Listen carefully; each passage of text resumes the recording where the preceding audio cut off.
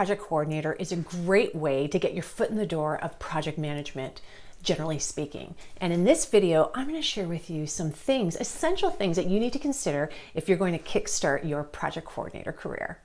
Learn project management concepts.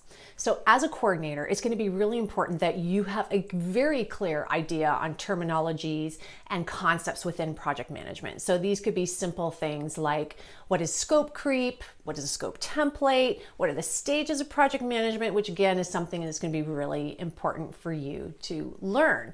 Because there's going to be two paths potentially that you'll be taking. One is you may be helping a project manager. That is a very common practice for a lot of high profile, large projects where a coordinator helps a project manager. And as that being the case, you're going to need those terminologies and concepts. Why? So that you can help the project manager by bringing up things if they themselves maybe are too busy and focused on something else. You're the right hand helping that particular project manager. Second area that the project coordinator may be doing is you may be actually running your own smaller initiatives. Now remember, initiative actually is a project. We do more projects than we think. It has a start date, an end date, and a deliverable. But it's something probably with a very small team, a very short timeline. You still need to be practicing those concepts. The good news is if you go in the search bar, Adriana Girdler, project terminology, I actually have some videos for you that you can check out after you watch this. So before we move on to those project coordinator essential things that you need to consider, I want you to note that I'll be sharing with you later on in this video how to get your hands on this. Again, something really important if you're thinking of being a project coordinator. Understand the big picture. Now, maybe you're scratching your head, Adriana, what does that mean when it comes to a project? I can let you know this, a really good project manager, coordinator, the helper of the project manager, you being the coordinator, whether you're running your own, as well as we said, those two paths. Understanding the big picture is really important. Why are you doing this project? So when you're running your smaller initiatives as a project coordinator, you may have a very small team that is questioning, why are we doing this? So you need to give the justification, the strategy as to the decision for executives, your manager, department, why they're moving forward with this particular thing. Because again, some people who are on your team may not agree with everything that the organization is saying that has to be done. So understanding the big picture allows you to take a step back, allows you to understand what it is that you have to do, how it all ties in, but also to educate your team members on that as well. Now, if you're helping a project manager, I'm going to let you know if a project manager needs help of extra assistance, then you got a huge project on your hands. Understanding the big picture is even more critical because you have bigger teams, global teams, a lot more deliverables. And your project manager, if you can be their right hand and keep them aligned to the strategy, because again, there's probably so many moving parts that are happening all at once. So keeping that link to the bigger picture is just going to ensure success. Your documents are aligned, people's activities are aligned with the strategy, because ultimately your project belongs to a strategy and it coming to fruition is going to ensure that that strategy is going to be reached. So it's all connected. Get some project management training. As a coordinator, I already said in tip 1, learn that terminology, learn what those templates are that you're going to be using. But again, it's not just about execution. It's not just having a task and you execute it. There's a lot more to project management. There's actually a framework at the beginning of the project. What do you need to do throughout the project? Tying it back into change management. How are you running your meetings? Like again, there is a lot more to running a really well, efficient and effective project. So the good news is I have you covered there because I have Slay Project Management, my online course.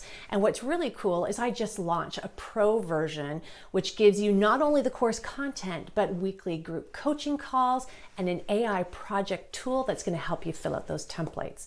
So having some education on project management, but also some resources like Slay Project Management to help you in your back pocket and access to me through Pro is something you may want to consider. I do have the link under this video. Focus on effective communication. As a project coordinator, communication is going to be the glue that you need to keep everything together. Because again, depending on which path you're working on as a coordinator. So if you're helping out a project manager by being the right hand, communication is going to be critical, because I promise you the project manager is probably going to give that to you to ensure that everyone is in the loop, that updates are being done, stakeholders who need to know what's happening in the project are aware of key things, that you're getting all your approvals. That's all through communication.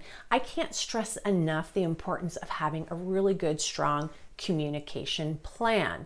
Now, if you're running your own initiative and project, just because it's small and just because there may be a few people, and it may only be, let's say, up to a few weeks or maybe a month, does not mean you skip out on communication.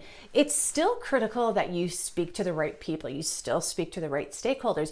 You may just do it at a much different scale, lessened from the amount of work that you have to do as you would if you're doing a larger project, helping out a project manager, but it's just as important. And don't forget, all of this is practice ground for you when you become the project manager. So the cool thing is, again, got you covered. If you go to the YouTube search bar, Adriana Girdler Communication, I have quite a few videos on this topic. Prioritize time management. Okay, as a project coordinator, yes, communication, documents, all of this stuff, you're following up on people. How do you do that? Through time management. So it's not just time management of yourself, it's time management of the team as well. Are they on track? Do they need reminders? Are they bringing in their tasks as per the agreed upon due dates? It's probably, even if you're the right hand of a project manager, time managing the project manager, because I bet you they're going to need some of that help, because they're probably so preoccupied on a high level stuff and probably with a lot of executives and the politics of a project, because yes, that does exist. So you get to deal with the actual nitty gritty stuff that you have control over, which is your documents and stuff like that. So time management becomes really important.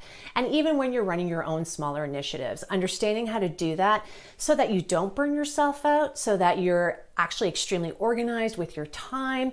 Really having solid time management skills is just something I highly recommend, that if you feel you're not good at right now, start practicing. It will make a huge difference, because you don't want to be reworking your work, doing extra work when it's not necessary. So get really good and prioritize your time. Seek continuous improvement. I love this, and I think it's something that we forget a lot, whether you're a project manager, a project coordinator, or even just someone working in the business world.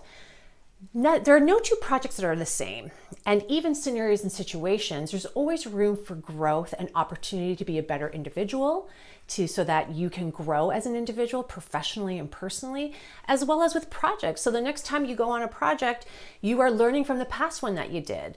So really get good with continuous improvement. There's a couple of thoughts here that you can look at. Within projects, ensure that you do a lot of after action reviews. They're sometimes called postmortems. You don't have to do it at the end of a project. You can do it at certain milestones. So really get in the habit of doing that. Don't discount that. That's going to give you continuous improvement in real time during the project. And I really do recommend you do it at key milestones. Like, how did we do at this end of this milestone? What do we have to improve? What do we want to continue to do? So again, continuous improvement as the project is going. But not only that, continuous improvement for yourself. What is it that you learned? Is there anything from team dynamics, how you reacted? Is there anything from an emotional intelligence standpoint you need to be aware of? So that's all about that continuous improvement. I am a firm believer, we are on this earth and we will learn up until our last breath. So be open to continuous improvement. Be open to learning new things. It's only going to make you better. Okay, here it is. This is what I told you. Right now, go grab it. It's for you. You really want to take a look at this as a project coordinator. And guess what? It's free. And it's underneath this video in the link below. Make sure you watch this next video, a step-by-step guide on how to write a project plan. On that note, if you enjoyed this content, please like this video, subscribe. We would love to have you in this community. And more so, leave us a comment below. Until next time, slay your projects and see you later.